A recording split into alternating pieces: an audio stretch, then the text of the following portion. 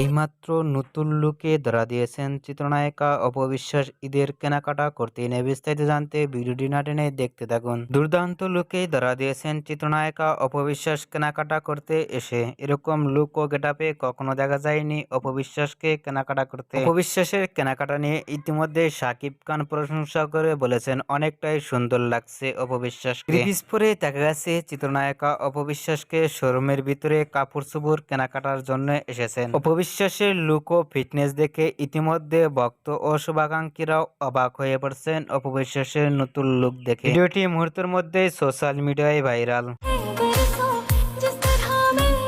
অপবিশ্বাসকে কেনাকাটা নিয়ে এরকম লুক ও গেটআপ দেখে আপনাদের কেমন লাগলো নিচে কমেন্ট বক্সে জানিয়ে দিন। নিত্য নতুন ভিডিও পেতে চ্যানেলটি সাবস্ক্রাইব করে পাশে থাকা বেলটি বাজিয়ে দিন। পুরো ভিডিওটি উপভোগ করার জন্য অসংখ্য ধন্যবাদ।